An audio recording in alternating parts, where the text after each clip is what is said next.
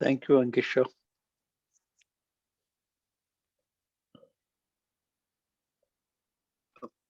Kya? Yeah, you can start.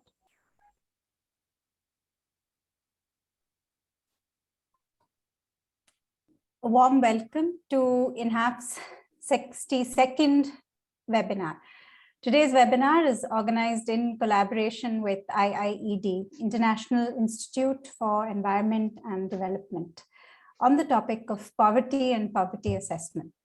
Before handing over to today's speakers, I will take a few minutes to explain the context within which INHAF's webinar series, Rethinking Cities, was conceptualized last year in June 2020. At the time, the series was in response to the pandemic, but it was also and is building on INHAF's earlier and ongoing work.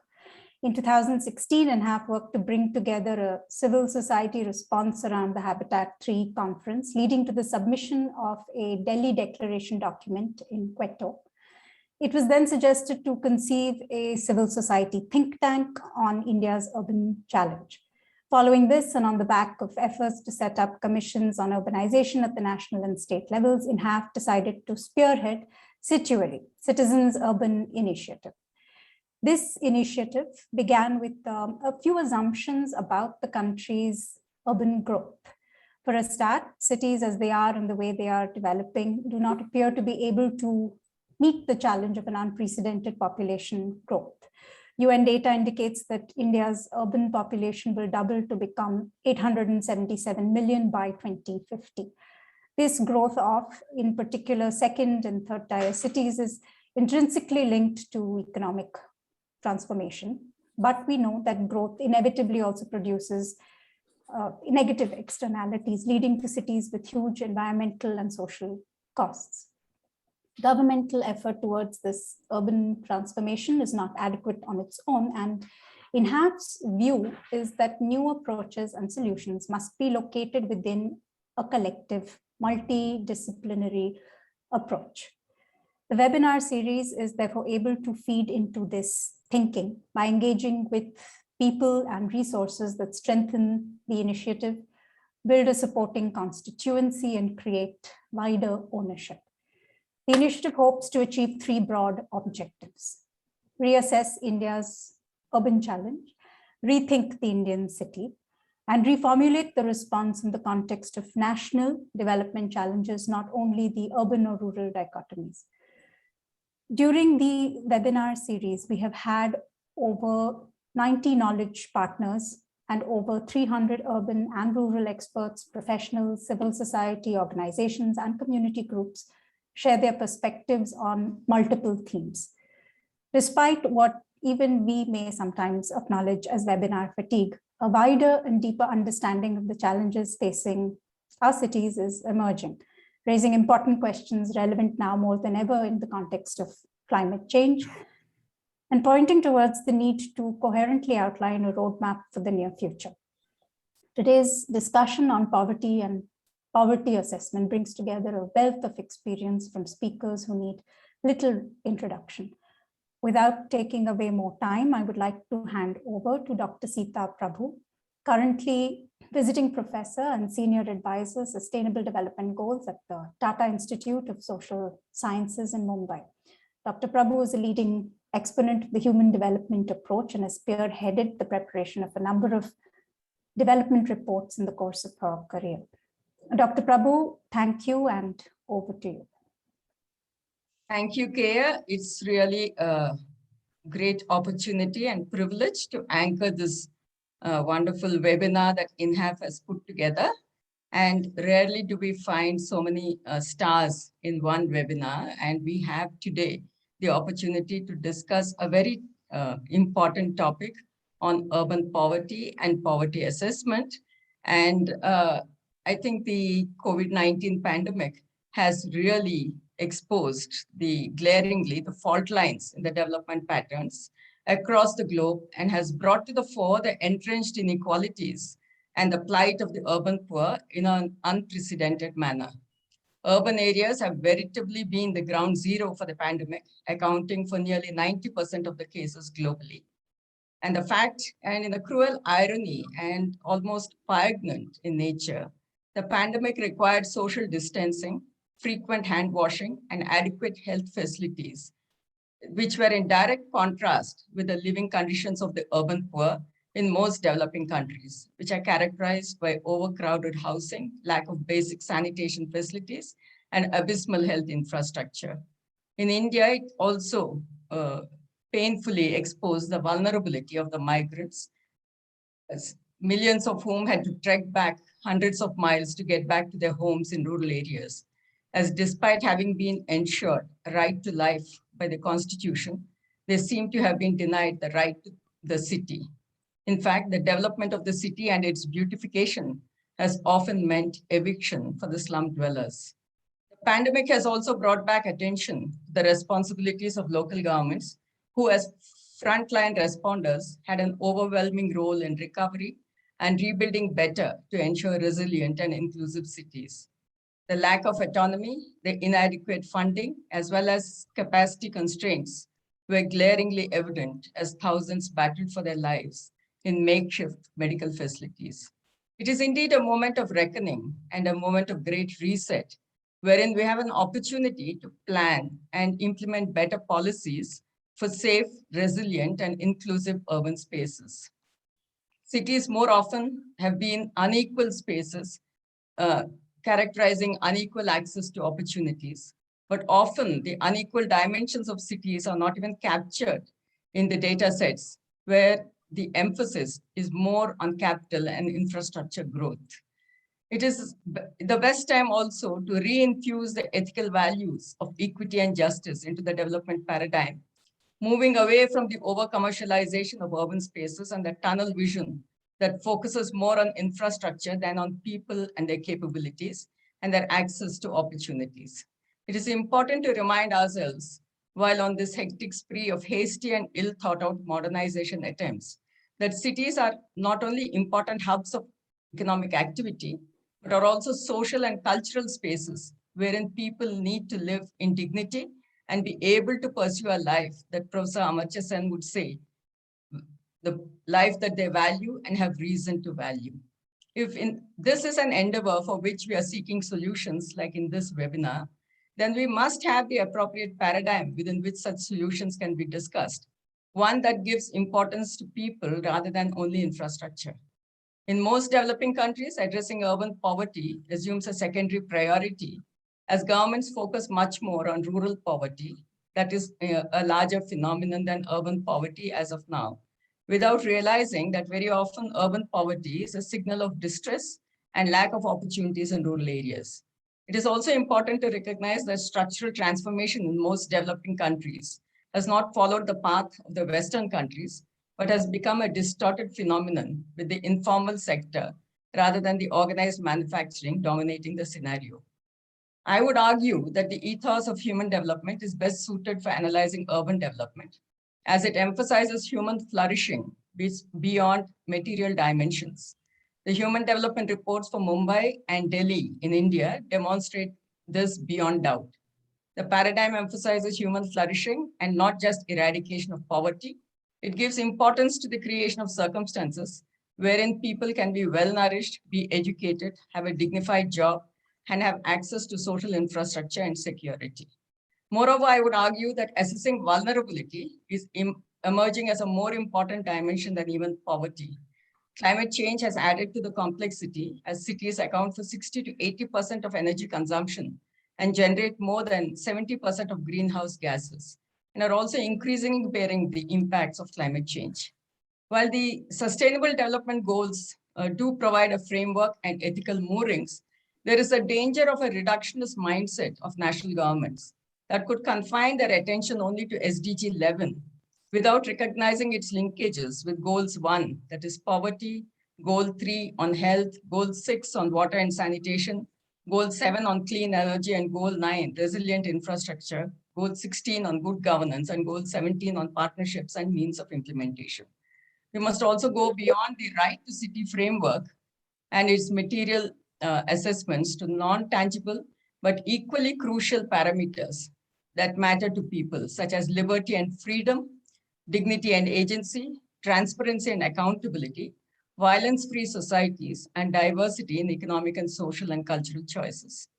We have indeed a star-studded panel to discuss these issues and provide the much required insights into these phenomena.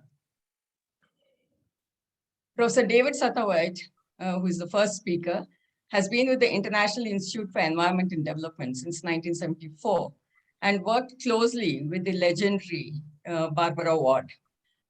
In fact, I found a close association between human development and environment and urban issues through Barbara Ward, who was also a mentor, not only to Professor David, but also to Mehboob Haq, who has been the founding father of human development. He is currently Senior Fellow Human Settlements, Team Leader, Urban Poverty and Local Organizations. He has been closely associated with successive intergovernment panels on climate change and is currently working with other IPCC authors on a book on how cities can combine development and climate change adaptation and mitigation. His work on poverty reduction and environmental issues in urban areas is well recognized globally. He will be followed by Professor O.P. Mathur, who is such a star and such a senior academician that he really requires no introduction.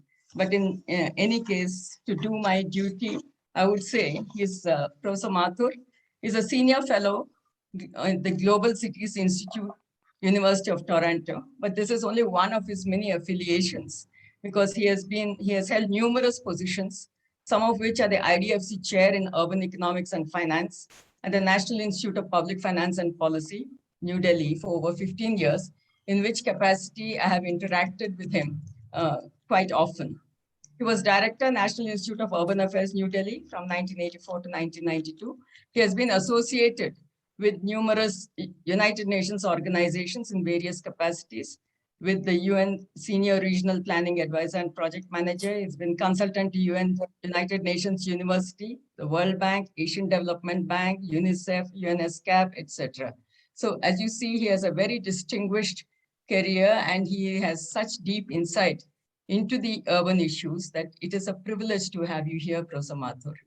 He will be followed by Dr. Pranab Sen, also I've known quite well. He is a country director currently for the India program of the International Growth Center. He has held many important roles in the government, including as the chairman of the National Statistical Commission, principal economic advisor at Government of India's Planning Commission, which is when I interacted with him a great deal. Not many would know that he was the scribe of numerous important plan documents, ranging from the 8th to the 10th five-year plans. He was the first chief statistician of India, acting as a functional and technical head of the National Statistical System. And it is indeed a privilege to have him participate in this webinar. All these discussions will be put in proper perspective and by Professor Amitabh Kundu, who is currently Distinguished Fellow at the Research and Information Center for Developing Countries and a very distinguished and well-known urban economist in our country. He was Regional Advisor on Poverty at UNESCWA Beirut during 2017 and consultant to the government of Sri Lanka. But we know him best as the professor at the Jawaharlal Nehru University, where he was also Dean of the School of Social Sciences. He has been at the forefront of the debates on urbanization and has served as a member of the National Statistical Commission as well. I had the privilege of initiating and anchoring the first ever Urban Poverty Report in 2009 for UNDP, which till date remains the most comprehensive report. So as you can see, this is indeed a really star-studded panel. And I would really request all of you to fasten your seatbelts and get ready for this intellectual feast. May I now request Professor David Satterthwaite to make his presentation, please? Thank you. I'm just getting share screen.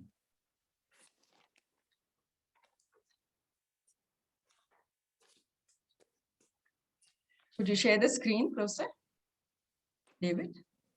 But at the moment, it's not showing. So it is just at the bottom, in the center of the screen. Yeah, you can see your screen now. Yeah. Yeah, we can see it now. Yeah, we can see. Can you Sorry. maximize this? Okay, that's it. Can you maximize this? Yes, full screen. Thank you. There's always a worried moment in webinars when you're not quite sure whether your presentation will actually fit, but I'm delighted that mine has here. So what are we doing? We're trying to understand urban poverty and therefore to measure it and act on it. But we know so little about it in most countries. There's so little data about it. Yet, as Ruby Papeleras from the Philippines Homeless People's Federation said, so many poverty studies being done everywhere, done by people who have never been poor, never been evicted, never had to survive on earnings that are never enough. 1 in 7 of the world's population lives in informal settlements such as these. That's 1 billion plus urban dwellers, mostly invisible to official records, mostly without being their presence on maps. Huge deficits in infrastructure and services. I'm astonished, for instance, that many of the world's largest cities have sewers that serve less than 2% of their population. Most of the inhabitants in this informal settlement would actually not be regarded as poor by the World Bank using the $a-day poverty line and its later upward adjustments. And I've been going to UN conferences, since 1975, and we always get these amazing commitments. And it's illustrated here. We fully commit ourselves to the complete eradication of world poverty, as long as it does not involve actually changing anything.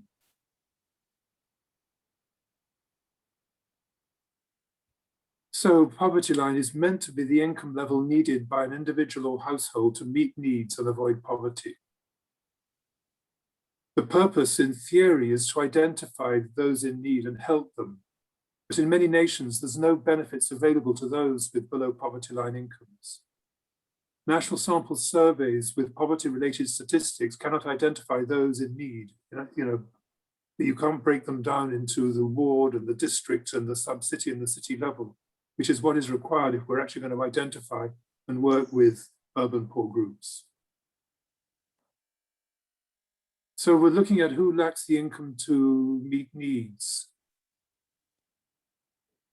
Initially, the poverty lines that the World Bank developed in the 1990s were almost exclusively based on rural costs. And so you had very little allocated to non-food needs. There's also no way at the moment, of differentiating the costs of non-food needs.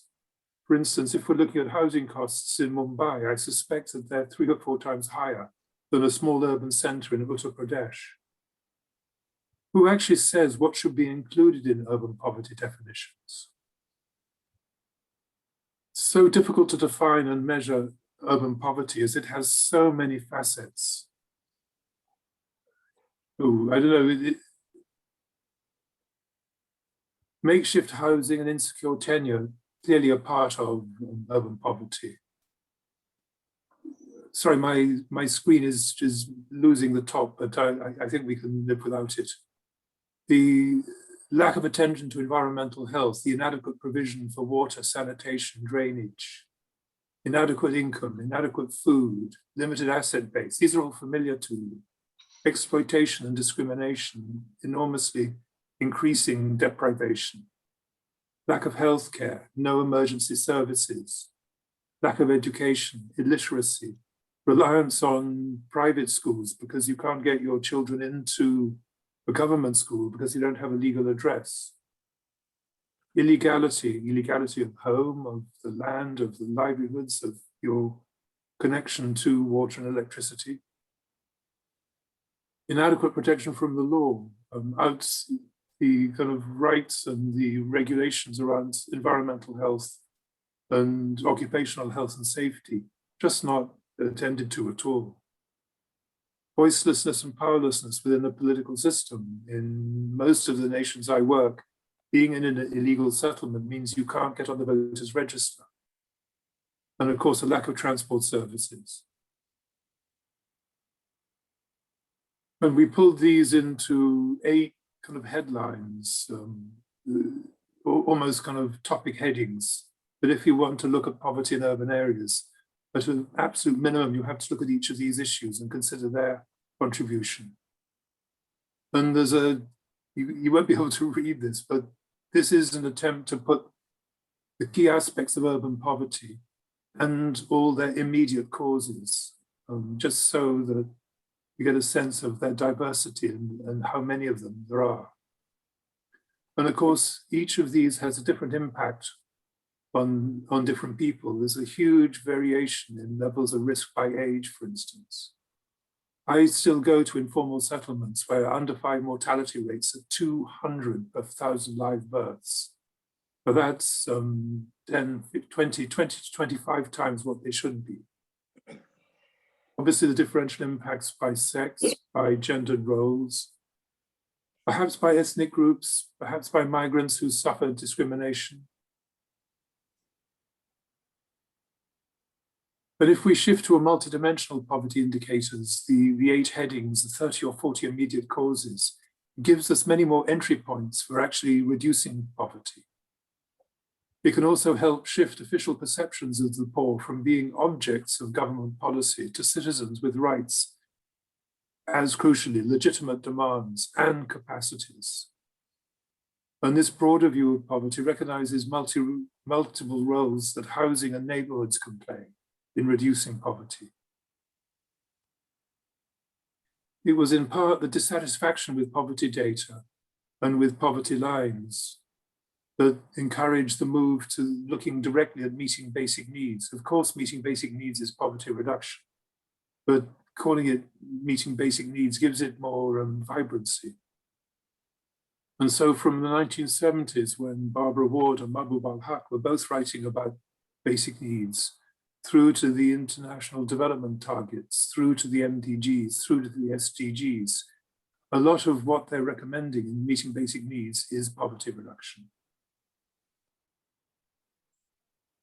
And these are actually slides I show my students, and I ask them to tell me what does this tell you, given our lack of knowledge. This is Dharavi, as I'm sure many of you will know. What do you see?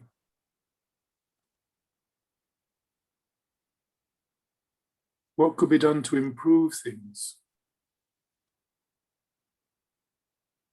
This is still Dharavi. So my students are asked what they see, and what we get are these very different answers. People living in poverty. A slum that should be bulldozed. Well, the real estate interests in Mumbai would be delighted if that happened. A settlement that needs upgrading. Great place for breakfast. Every time I visited India over many, many years, we always went to Dharavi for a while, and their idlis are very good. Cheap accommodation in a very good location. You can rent a bed in Dharavi, which is probably the cheapest accommodation. A compact city with very low greenhouse gas emissions, or a massive contributor to Mumbai's economy. There's been various attempts to quantify the value of economic activities going on in Dharavi, but one estimate put it at $500 million a year.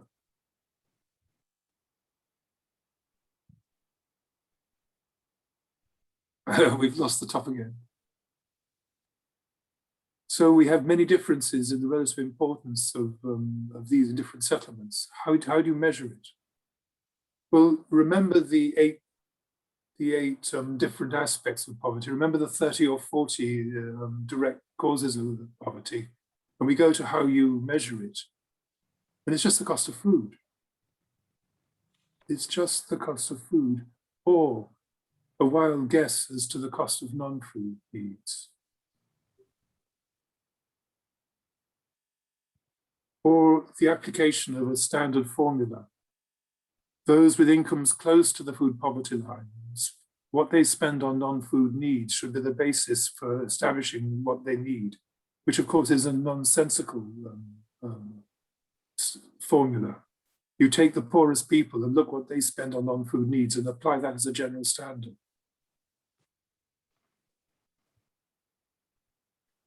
And I can only say that governments set city poverty lines. They're often based on World Bank methodologies. Much less so now, but in the 70s, 80s, and 90s, many were based just on the cost of food. And this was applied to urban areas. But of course, the key characteristic of urban areas is there's so many non-food needs that have to be paid for, often expensive, including paying for alternatives to public services that are not supplied. So rent is often 20, 25, 30, 35% of the household budget, where water and sanitation aren't provided for as you've got the additional costs of purchasing water, purchasing visits to a public loo, electricity, waste collection, healthcare, keeping children at school, paying for children to go to private, very poor quality private schools, transport. In the Philippines, I got 4 different poverty lines from government documents, 12%, 25%, 40%, or 45%. In Kenya, there was this amazing figure for urban poverty, 1%. 1%. If anyone's been to Kenya, has been to Nairobi, been to all the smaller cities around it, it's insane to think that only 1% live in poverty. Incidentally, it was also published in World Development, which always shocked me that some reviewer actually approved that. So how a government or international agency defines poverty has huge implications for how many people are poor. This is the poverty projections until 2030 using the $1.25 a day poverty line. Now, if this was true, if this was valid, this would represent one of the most magnificent and amazing feats that's been achieved by international development in its long history. But of course, it's completely invalid because it's assuming a poverty line that is simply unrealistic. It may amaze you to know that China has no urban poverty. There's no urban poverty in the Middle East. None in North Africa either. Central Asia, all of these have less than 1% of their urban population as poor, according to World Bank statistics. Over 90% of Latin American urban population is not poor too. Well, it means Latin America is doing better than Europe and North America. I just don't understand. These are produced by a very competent statistician, but I can't understand how these still get trotted out as if they had any validity at all. You set the poverty line low enough, and of course, no one is poor.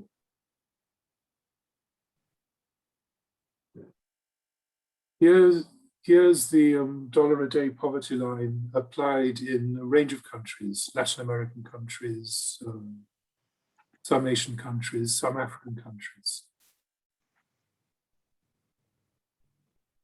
This is what happens if we put the national poverty line rather than the dollar a day poverty line. And you can see, enormous differences. It's from 2 or 3% of Mexico's population to very close to half Mexico's population falling below the poverty line.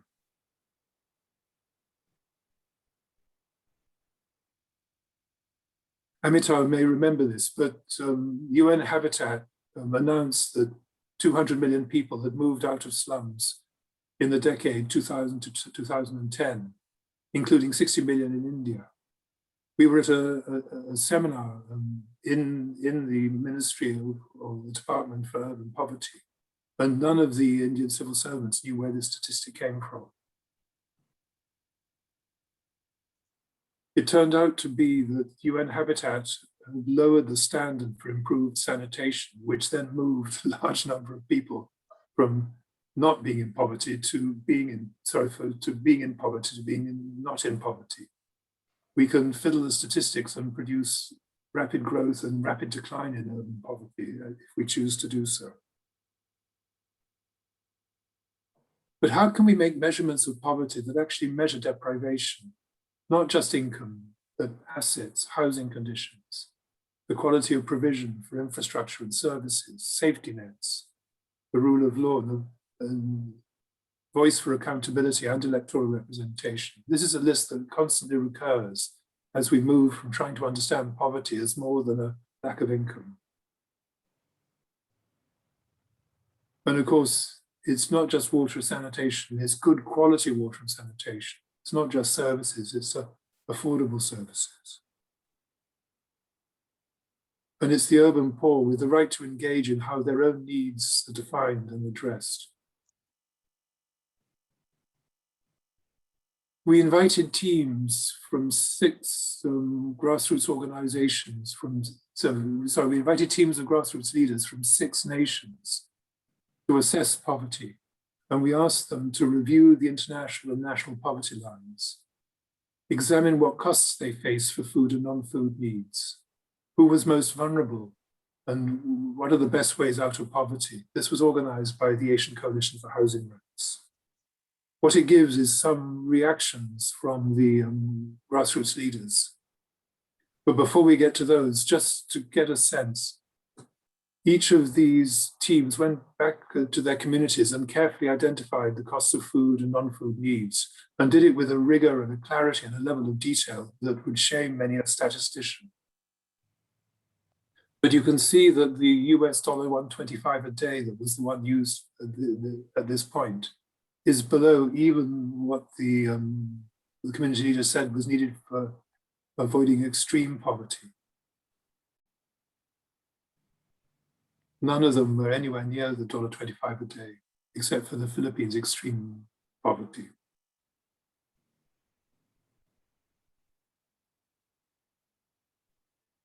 So to get to some of their reactions, in our surveys, we found no one can live on $1.25 a day. Impossible to live with this amount, even in a small town. You'd have to gather leftover food from rubbish piles in the street. Even a beggar needs more than $1.25 a day. I like this. Boon Lawn is a really tough, wonderful community leader. What is the reason to see such a low minimum amount of money? Is it a punishment or a conspiracy of some kind against the poor? We don't want the World Bank telling us where our own poverty stops and starts. And the quote from Ruby that I put at the beginning, but also worth remembering here. So many poverty studies done. So the most interesting discussion with the grassroots leaders was what are their priorities? What are their solutions? And they centered on community savings, on urban poor groups taking initiatives, including gathering data on urban poverty. There was so little data available for the settlements that they live in. Linking their work with the networks and federations that have become a national and global influence. Getting land or tenure of the land they occupy. Being able to address their own housing issues, then scale up their work in partnership with local government. So what do we do take that informal settlement that I pictured right at the beginning of the presentation? How can we begin to upgrade it? There's no data on health. There's no vital registration that gives us a strong idea of causes of death. No hospital records. No data on basic service provision. Unless there's been a census, but has the census actually gone into all the informal settlements? There's no maps. There's no addresses. How do you construct a sample if you've got no maps and no addresses? The most exciting new data on urban poverty is the data gathered by slum dweller federations and associations from around the world. There's over 30 nations where there's national slum or shack dweller federations. Most are formed around women's savings groups. Part of their strategy is to do detailed surveys of all informal settlements in the city, and also to do what is in effect a census, a house-by-house enumeration, when an upgrading program is actually planned and you need that level of detail.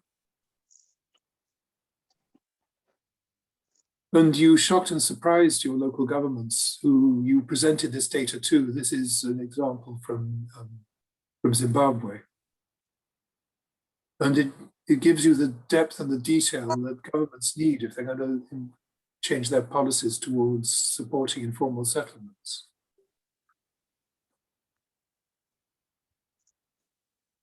Once the decision has been made to upgrade, so you move to this more intensive data gathering exercise. For instance, in Magada, an informal settlement in Zimbabwe, just outside Epworth, there was an agreement to be able to map this informal settlement and then plan an upgrading. And the work to map and number each plot was undertaken by teams that included residents. You know, professionals walking into an informal settlement will often be treated with hostility. They don't know the reason why this outsider has come to their home and started counting it. Maybe they're a real estate agent. But if it's done by residents that they know and they like and the community leaders that they support, it becomes possible. So this was supported by the Zimbabwe Homeless People's Federation and its support NGO, the Dialogue on Shelter Trust. And satellite data maps are very useful as a kind of background to get all the plot sizes.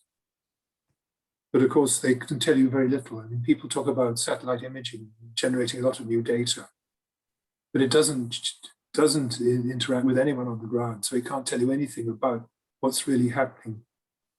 You get lots of data on roofs and lots of data on lights and not much else.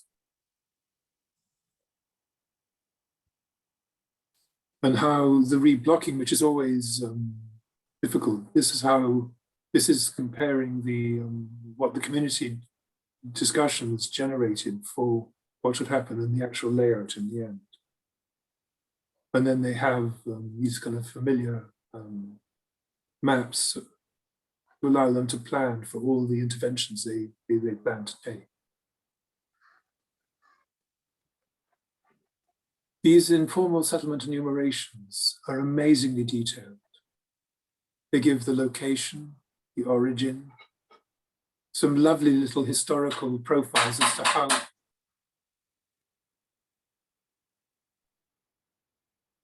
sorry, there's someone banging at my door. I'll just ignore it. Who owns land? What eviction threats? What structures, what employment? The quality of provision for water and sanitation, garbage collection, drainage, livelihoods, local institutions, the most common diseases, community priorities. These form the basis.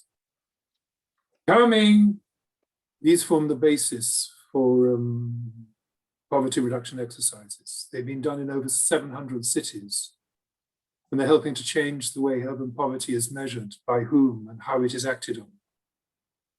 So defining and measuring poverty at community and city level, enumerations with data for each household, using their data, the Federation's data, to engage with local governments and linking these to action. Thank you. Thank you very much, Professor David, for your very detailed presentations. Could you please minimize your screen? Yeah. Thank you very much for your very detailed presentation. I have just 3 points to add to what you have already said. One is, it's true that the poverty lines are drawn very low, but even when national governments have a choice to use the appropriate poverty line, even by World Bank definitions, they often choose not to do so. Take the case of India. While India has been a middle-income country since 2007, we still continue to use the $1.90 a day, if at all, and the World Bank's estimate, according to that in 2017, is 139 million poor. Whereas being a middle-income country, we ought to be using the $3.20 a day definition, which would give us an estimate in 2017 of 581 million poor. The difference is 442 million, not a small figure by any chance. So if India as a middle income country were to assess its poverty using the $3.20 a day definition, then our poverty would be much, much higher. And the true story of poverty in India overall, not urban alone, is what the population lies between these two lines. Secondly, on the the MPI, multidimensional poverty, I would just say that while the concept is good and it has been tried out, the data systems that support this is weak, because I guess as the Stiglitz-Fitoussi Sen Commission says, we measure what we value, and we do not seem to value the informal workers and informal settlements and so on. So we hardly have any data on that. And thirdly, regarding the basic needs issue that you mentioned, I agree. It was a precursor to the human development concept. But the danger is that the governments may adopt a reductionist attitude and equate it with what in India we call as roti, kapda, makan, just bread, clothing, and housing. So, and the non-material requirements may not be addressed adequately. With this, I now invite Professor Prakash Mathur to make his presentation, please, and to comment on Professor David's presentation and to add his own considerable perspectives on urban poverty issues. Thank you. Thank you very much, Seeta, and I don't know where David is, whether he disappeared or he's still around. His presentation is massive, overwhelming in a sense, with 69 slides. I would have liked to sort of stay back and reflect over all the 69 slides before I respond. But then since my name has been called and I was warned about it right at the very beginning, let me offer my comments. If we add all the 69 slides, there are three conclusions that really emerge. One conclusion is that the World Bank poverty line and the poverty line determined by national governments, according to David, they are misleading. And they understate the size of the poverty problem.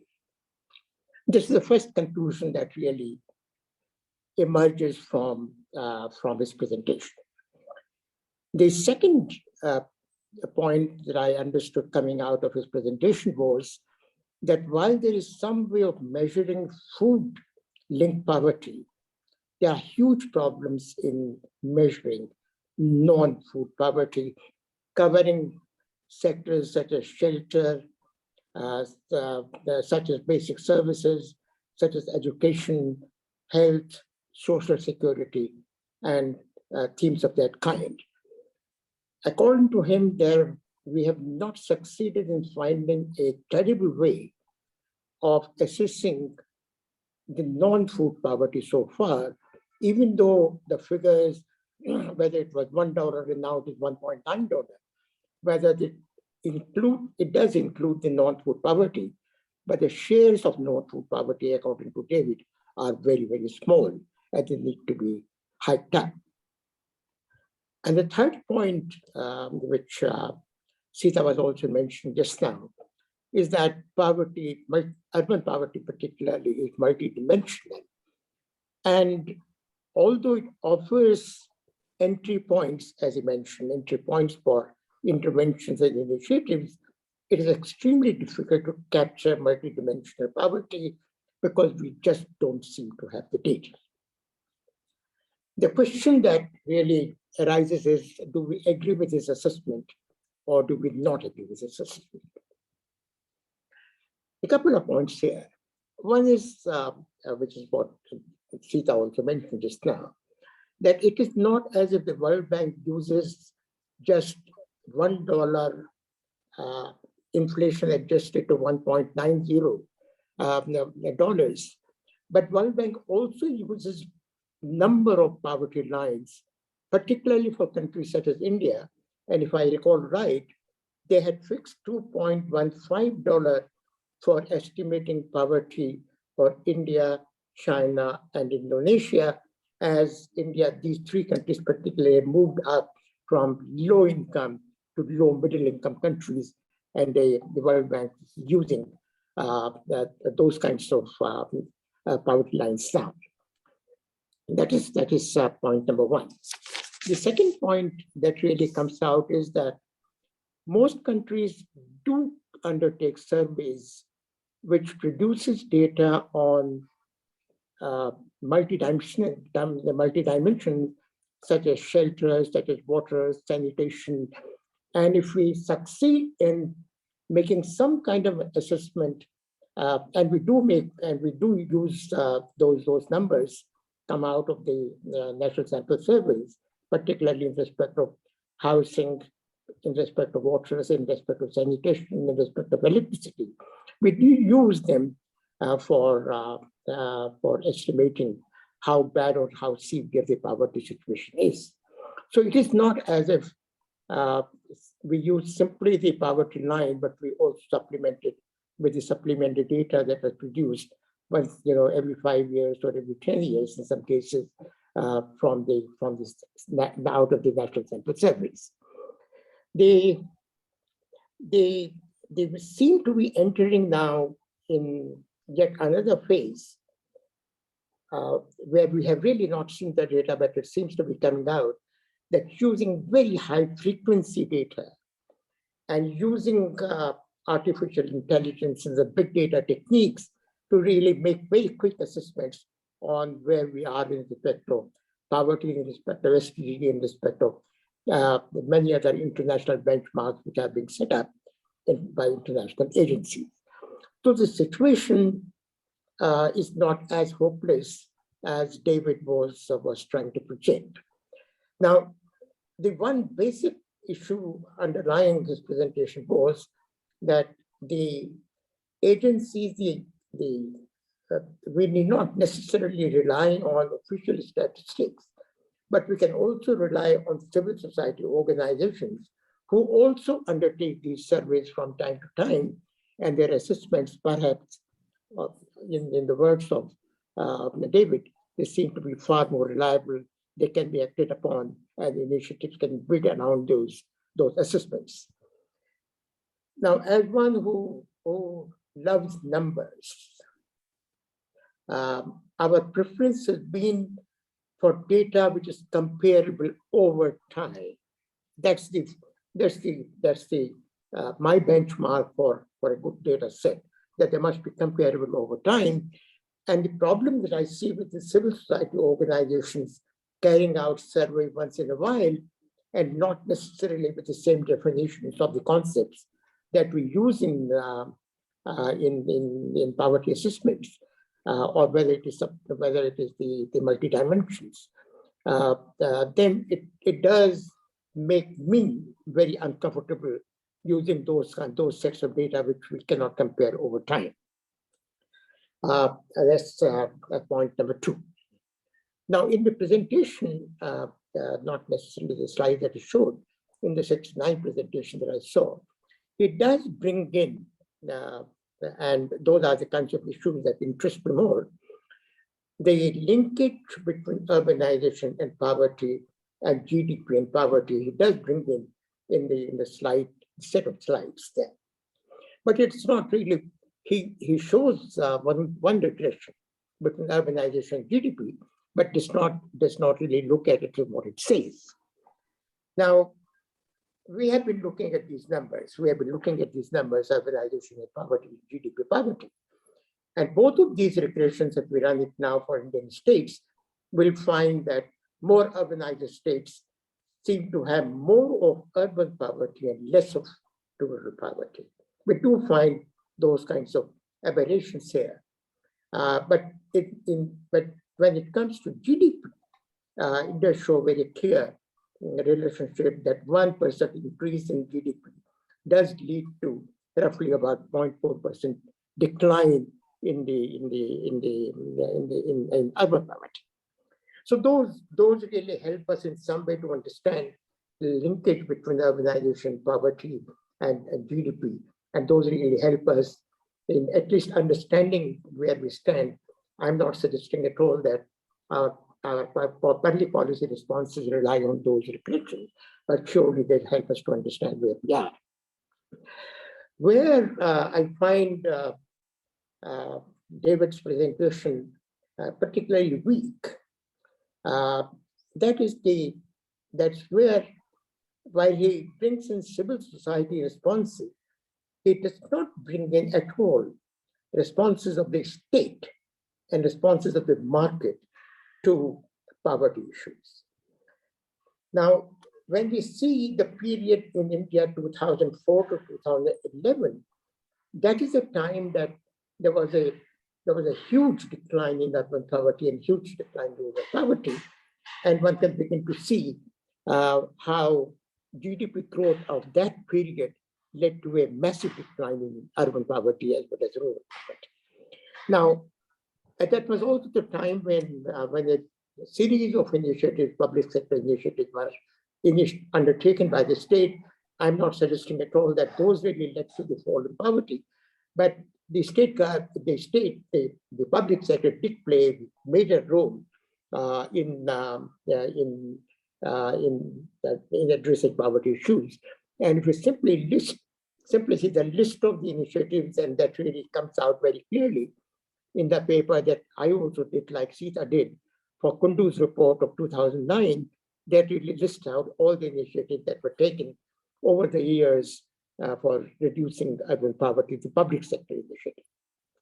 Now, David has not touched upon the role of the state in poverty reduction, nor has he looked at the role of the market in poverty reduction. Whether I would imagine that the growth rate, which was averaging about 6.9% during the time, whether that was the one single factor that led to the reduction, or whether there were other components of the market during that period that led to a fall in poverty, the poverty rates in the period. But simply the role of the civil society has been elaborated, but without really bringing in the role of the state. I also recall that when in 2015, when the review of the MDG was being taken up by the UN, and Seeta would recall that period very well, the issue at that time was that poverty has declined by 50%. It has been halved over a period of 15 years. And the question that was raised, once again, my memory is I think it is right, the World Bank president raised, if in 15 years we could halve the poverty, why can't we eliminate poverty by the year 2030? And it is that question that has not been brought in David's presentation at all. He does not really look at issues that maybe COVID-19 has made that question irrelevant. But surely that question was very important before COVID, and the initiative that were being thought about, that were being discussed in meetings, were certainly about what needs to be done to eliminate poverty by the year 2030. Two more minor points since I brought in the COVID effect. Now, some papers have just come in from NBER as well as Brookings. According to these papers, roughly about 144 million people have been added to the numbers of the global poor, which is, according to those papers, roughly about 9.3% of the world's population at present stands below the poverty line, which is $1.9. That is the most recent one. That number that I have seen. What it comes up with, one additional slide point, which is that 50% of those who have become poor as a result of COVID-19 are likely to remain poor in the long run as well. And this is the worrying part of it. with respect to COVID-19 and poverty, not really the numbers that were estimated both by Brookings as well as the NBR paper. And now there's a world poverty clock that tells us these numbers from time to time. And the last point, since Pranab is with us, and it might sort of, I would certainly like to discuss it with Pranab, not necessarily, not today, but certainly later, that the economic growth that we have been discussing it, whether it is W or whether it is V-shaped or whether it is W-shaped, whether it is whether it's a K-shaped. Now, which shape of the economic growth curve would help poverty reduction, both in the short to medium run as well as in the long run? I do not know whether Pranab has been looking at some of these questions, that the nature of economic growth that we have been seeing now in India and the likely impact of the shape of the curve on poverty would be an interesting research subject for particularly for people like Pranab, who are deeply involved in both with this refining the statistical system, along with Amitabh also. These questions would be very, very relevant. I will stop here, Seeta. These were my comments, both arising out of this presentation that you made just now, as well as by reading the slides that I did this morning, particularly with respect to the linkage between urbanization, GDP, poverty, the roles of the state, market, civil society, the COVID effect, and the impact of economic growth. Thank you very much, Seeta. Thank you very much, Professor Mathur. It's not for nothing that we consider you the doyen of urban economics. You've brought in so many very important issues. I'll just touch upon one or two before I ask Dr. Pranab Sen to comment on this. One is regarding the community level data that you've spoken about and its non-comparability. I think there must be a midway between community perceptions and the secondary data, which seems to be a little removed from reality. There was one attempt in Chhattisgarh where we tried to bring together the people's data, as it were, with the secondary data and try to reconcile the differences between them, but they're not comparable over time. Asar does Pratham does these Asar surveys from year to year, which is a large scale, which are comparable. So maybe it points to a pathway that one can adopt.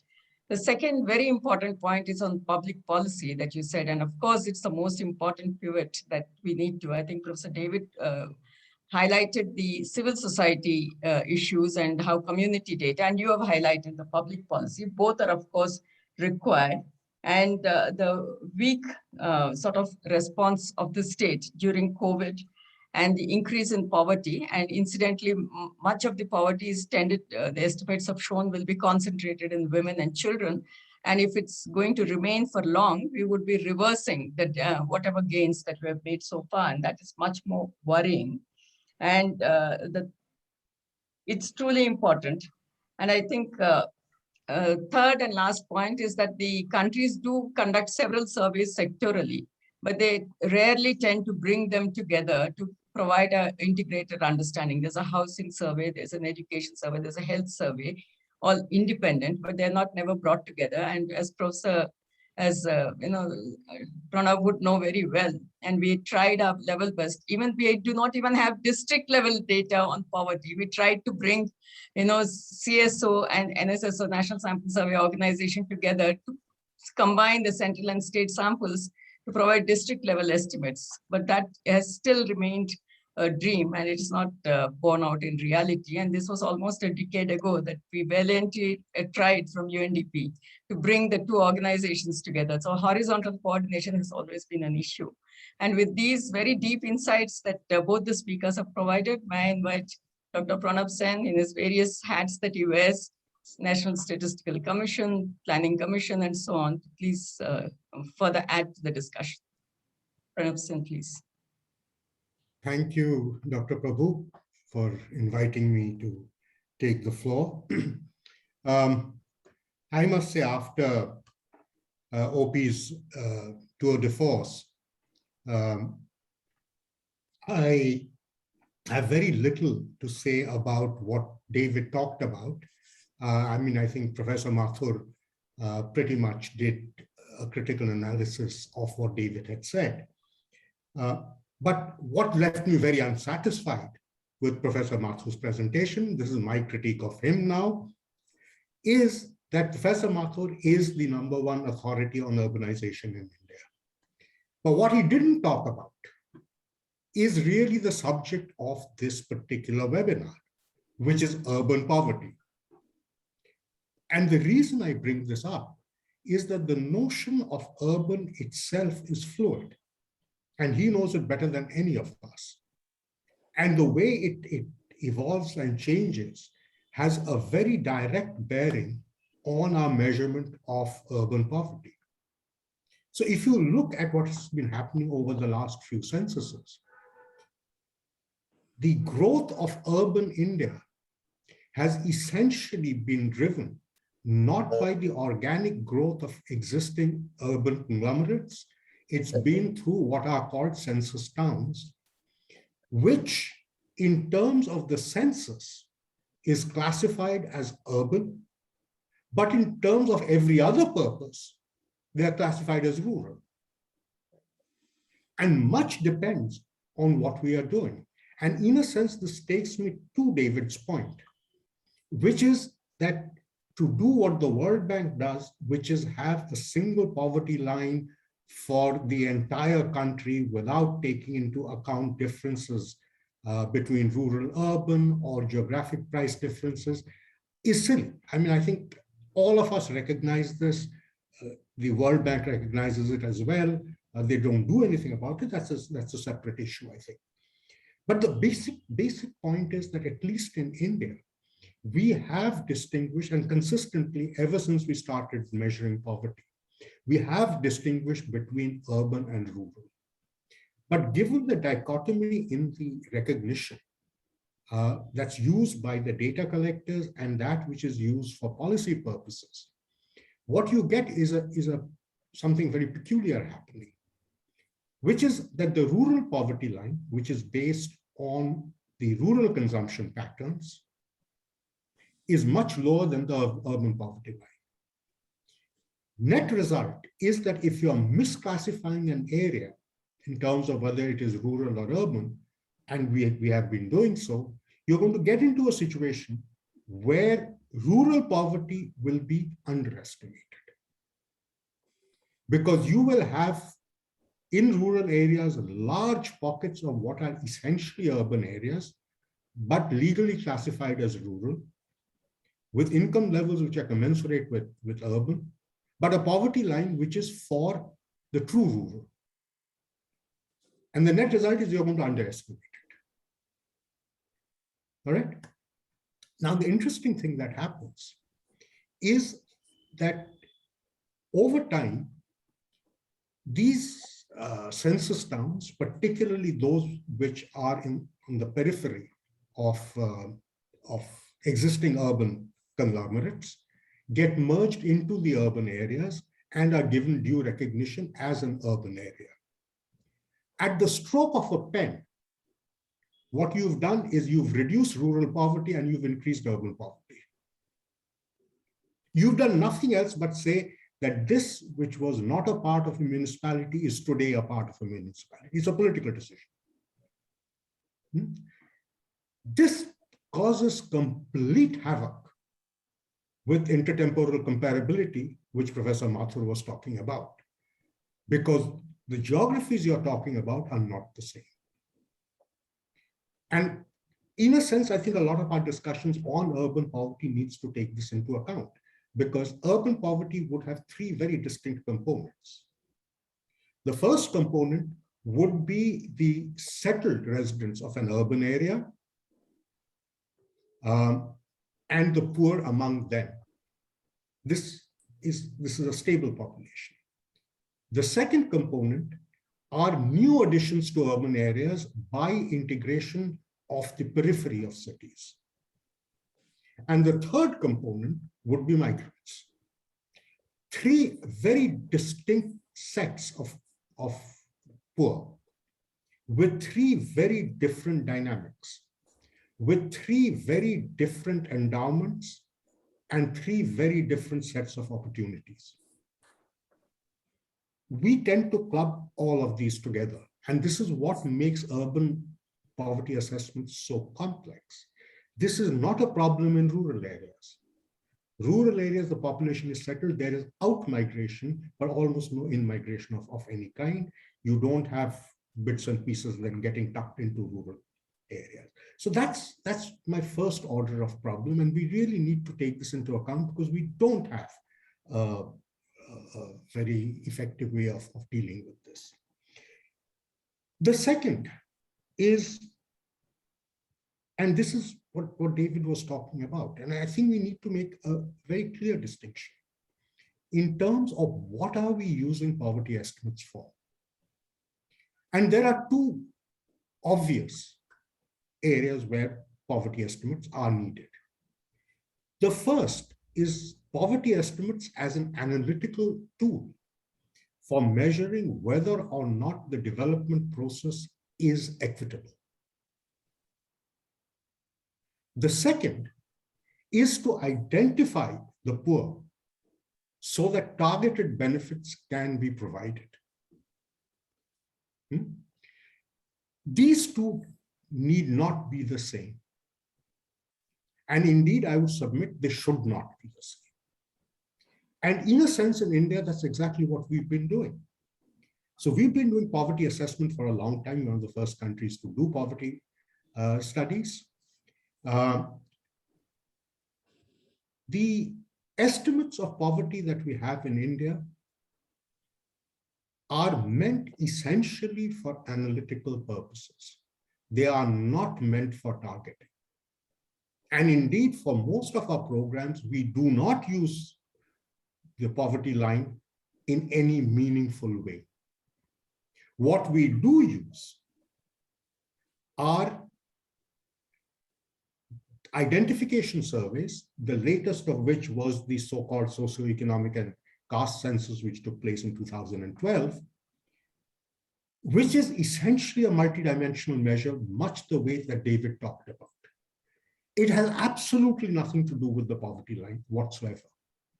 It's multidimensional. We can talk about whether the factors that were brought into that notion of multidimensionality, whether they were proper. But the one thing is very clear, that our identification of who the poor are, who should be targeted for anti-poverty interventions, is not based on the Indian poverty line at all. It's based on a socio-economic multidimensional survey. This dichotomy has existed. We, of course, and the government being government, got sort of forgot about this very clear dichotomy, because they landed up with a problem which David didn't talk about, although in his larger presentation he has it somewhere. And that is the problem, that when you have a multidimensional indicator, how do you determine a cutoff? Right? So the first step in doing that is to take a multidimensional problem, reduce it to one dimension by putting arbitrary weights on the various forms of deprivation. And these are literally arbitrary weights. And using these weights, you can actually combine all of this and get a single number, right? But now you've got a single number. That number is a purely synthetic number. You don't know what it really means. So how do you determine what is the cutoff? And what the Indian government did, of course, was kind of silly. What it said is that we will assume that the national estimate of poverty from the analytical data will be used to determine what the cutoff is. So if the national poverty line gave a national poverty level of 30%, we will read up to 30% of this synthetic number that I've been talking about, and that will determine the score. And anybody below that score will be deemed poor. Anybody above that score will be deemed not poor. Right? So, you kind of mix the two up, but you mixed it up after a point. But the fact is that the multidimensionality is there. And the problem with the multidimensionality, in effect, is your ability to use it to determine who is poor. What are the cutoffs? This is difficult. What is easier to do is to be able to determine who are deprived in which dimension. Multidimensional poverty indicators allow you to do that when you treat them as a dashboard rather than as a number. The question then arises that in terms of intervention, what do you look at? Do you look at what are classified as anti-poverty programs, or do you look at the wider gamut of government interventions? Just to give you an example, when the government actually puts money into primary education, into primary health, do you treat it as an anti-poverty step? Unfortunately, no, you don't. What you treat as anti-poverty, in almost all cases, is what you do in terms of income or consumption support, which means you're going back to the economic and most unsatisfactory definition of a poverty line. So we've gotten ourselves, and this, by the way, is not just the government, this is academia as well. We've got ourselves in our minds into a twist, which we haven't been able to get out of yet. These problems are far less complex in rural areas. In urban areas, they are much more complex because the degree of heterogeneity is orders of magnitude higher. Complicate matters further. David rightly talked about the non-material dimensions of poverty. Now, the non-material dimensions of poverty, which is, things like freedom, agency, and all of these kinds of things, these are very difficult to measure in and of themselves. Right? So when we did the SECC, the reason the caste part of it was there is precisely to say that there are groups who, by the very existence of the group, face problems which are non-material in nature. So other things being equal, their agency levels are far, far lower, and that has to be taken into account. So it's done up to a point. It is very difficult to do because there is a lot of heuristics in this. And when you do heuristics, of course, you're going to get not intertemporal incompatibility, you're going to get interspatial incompatibility. And this, again, is the fundamental problem with the community-based poverty identification. Because different communities will look at the notion of poverty differently, and combining them together in almost all cases is not feasible, and frankly shouldn't be done, because you're then actually adding up apples and oranges. But if you think about governments, what is the one thing that all democratic governments have in common? It's very easy to criticize government, but you have to, and unfortunately, I've been in government for 26 years, doing precisely this kind of work. And so I'm essentially giving vent to my angst. It is, a government has to be seen to be fair at all times. There cannot be any sense of inequality of treatment. So using standardized cutoffs is a part of ensuring that the steps that the government take do not lead to a political backlash. This is inherent in government functioning in democratic systems. So you cannot get away from the interspatial comparability issue. That is a must. So David talked about Bombay versus a small town in UP. The price problem is very easy to take care of. It's very, very easy to take care of. And indeed, in our poverty calculations in India, we do take care of that. The price corrections that we make do exactly that. That's what they're designed for. The problem that we are not able to handle is that, can I use a different yardstick for Dharavi and small town UP? If I use a different yardstick, somebody or the other is going to make a major political issue out of it. So I end up doing injustice to one side or the other. And we know that we do this. But we do this in order to prevent a political backlash. And this, I think, people should keep in mind. I mean, it's very easy to criticize governments on this, but we need to be very, very clear on this. There are, however, ways in which community-driven poverty assessments can be used, and can be used very effectively.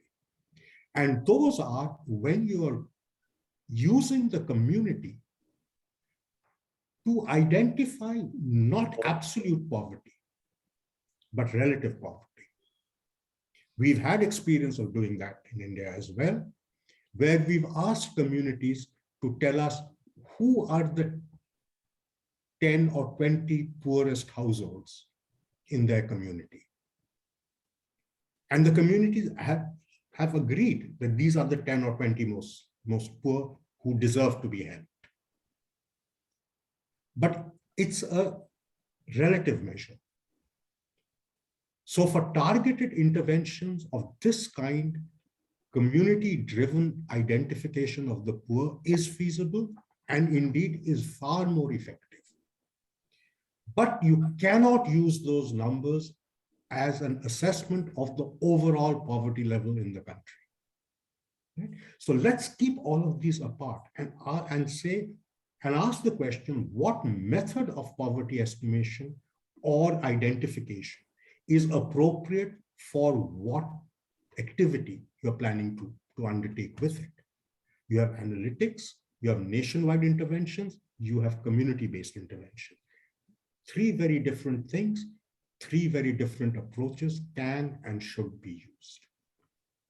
Seeta, I'll stop here, and if there are other points to be made, I'll make them later. Thank you. Thank you so much, Dr. Sen. This is an intellectual treat, as I had expected right in the beginning. And your long association with the government and the insights that you provide are truly invaluable. You brought up the very important distinction between relative poverty lines and absolute poverty. And I would also add that, extreme poverty is what we are discussing here as poverty line. And surely nation states are expected to go have an ambition beyond removal of just extreme poverty. I think that is also important, particularly when we advertise the fact that India is progressing in countries like India, China, Indonesia, Nigeria, and so on. They're middle-income countries, and their ambition cannot be the same as with low-income countries like Haiti, Sudan, etc., which use the extreme poverty line. And therefore, we should have a higher ambition than to just remove extreme poverty. The second thing you also brought about the very important point of heterogeneity of the urban population, of looking at settled residents, the new additions, and the very important issue of migrants, which we have not been able to discuss too much. And the third very valuable distinction is between what you use as an analytical tool, the poverty estimates, and what is used by the national governments for identifying the poor, and what the poor households identified by the community for distribution of benefits. I think it's very essential that I don't think it is a either or question of posing the national of estimation of standardized poverty lines and the community. They do and can supplement each other for a better understanding. Now, with this rich insights, we do turn to the expert. Professor Amitabh Kundu, can you please turn on your video and then maybe have the benefit of your he was the author of the principal author of the Urban Poverty Report, and I had the pleasure of listening to many intellectual debates on the issue more than a decade ago, and I look forward to your comments. Please, Professor Kundu.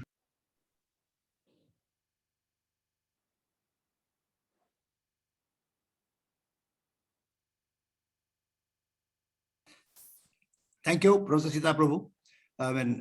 Just small correction. I was not the author of that Urban Poverty Report. I was the editor of the Urban Poverty Report, and UNDP had sponsored that. I must tell you that I'm grateful to David and Kirti for bringing the nostalgic memories, almost nostalgic memories of this heated debate that we had on the basket that's going into defining the poverty line, the rural and the urban biases in the Tendulkar Committee and the Rangarajan Committee, and how the food and non-food items are to be incorporated. And as David says, how ad hocism comes in when it comes to non-food items. We had that very heated discussion, and these days we don't hear much about poverty. We talk about growth rate, unemployment, in a way, inflation, petrol prices, but we talk about poverty in a way, in a sideways, unless it's about allocation of some funding under certain program or some ritualistic celebration of SDGs. Now, I know David's healthy skepticism about the official data. We have had interactions on that. And yet, if he took the trouble of really compiling the data set from different countries, from the community-based organizations, their assessment and perception of poverty, what the community leaders think about it, and how that is different from the global perception, World Bank's perception or the national perception. If he did all that effort, I certainly believe that he believes that poverty assessment is needed. It has to be grounded in a manner that we can make effective intervention. So that's why I would put my intervention title as assessment is important. Otherwise, David wouldn't have really made all that effort to get us involved in that. Please go to the next slide, please. Next slide, please. This is the same thing, there are plenty of literature which has brought in this science from nutrition, from social sciences, from economics, and yet there are skepticism that we are not able to identify who the poor person is. But despite that, I would still believe that assessment is important. And my understanding of David's presentation, that he also believes that this is important, and looking at the scientific data is extremely important. But nonetheless, the problems that Pranab raised about comparability, about the use of that poverty index for policy purposes, they are extremely important. I do believe that Pranab has brought in the measurement issues for urban areas, how it is different from the rural areas. And David did talk about it, that urban poverty is far more complex than rural poverty, because there are many globalization has brought in many dimensions which affect the urban areas specifically, but they also affect rural areas. But the impact of these modern factors are very different across the size class of urban centers. And that is also very important. Another point is that a large percentage of increase in the urban population is accounted for the new towns. What is happening in those new towns? I did some analysis of size class-wise poverty, and we can clearly see, despite all the problems that we talk about in the large cities, the percentage of poor in the small and medium towns are far higher than the larger cities. That's the data for 2011-12. Also, I recall in 2001 census, as David was talking about, looking at the slum population rather than poor population, I must tell you, slum data is much more easily manipulable, or we can show dramatic change in the slum population. As you yourself said, that at the global level, 200 million moved out of the slums. That can be done by various other policies than really helping the slum population. In India, 60 million you mentioned, and roughly the figure that I also have got. The Registrar General was asked that why did you not cover class 5, class 4, class 5, class 6 towns, which have population below 20,000? Why did you not cover them in your slum survey? And do you know the reply that he gave? He said, we visited these towns, we found the entire town to be slum-like. So we did not cover it, but somehow they were asked to do some survey.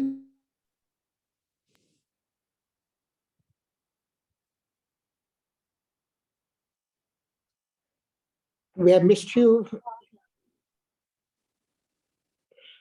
I think There is some network issue, yeah. maybe you can contact him on the phone. Yeah.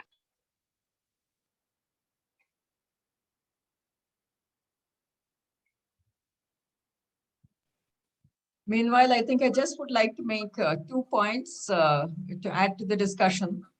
One is that what is urban itself is questionable. I think that's an issue that we need to look at, more seriously. And second is that non-material dimensions of measurement. Dr. Sen had highlighted this, that it's difficult to measure. And but I think it's true for not only poverty measurement, but for other aspects as well. And sometimes it is a matter of the ethos of development. What is it that you have as a development paradigm, and what you consider valuable? Is it so? It stretches across various dimensions. So I think I would say that the non-material dimensions apply not only to urban poverty, but they apply to the development paradigm itself. And it goes back to Dudley Sear's question, what is development, that he raised in 1969. I think it's quite fundamental in that sense. We'll wait for Professor Kundu to rejoin. I hope he will be in a position to connect. Maybe till then we can take the questions in the Q&A box. I'm contacting him. Yeah. There are 2 questions here. I mean, I think I'll pose it to the entire panel, and you can feel free to take it up. What benefit it may have, I think, if you think of non-poverty line instead of poverty line. I frankly don't understand this question, whether it is non-poverty line instead of poverty line. And the second question is, why are governments fascinated to estimate or measure poverty instead of dealing with the identification issues of poverty? I think Dr. Pranab Sen has already answered that, but maybe if you want to further make any comments, any of the panelists, please. Maybe Professor David, you have been listening patiently to all these speakers. Would you like to have some reaction to what has been said? Sure, no, it's been rich and interesting. And I just want some caution in that my presentation wasn't about India. And some people assume that it was. It was an attempt to get broader than that. One of the issues that interests me is that national governments generate an enormous amount of data through sample surveys that can't be used to identify who is poor. No.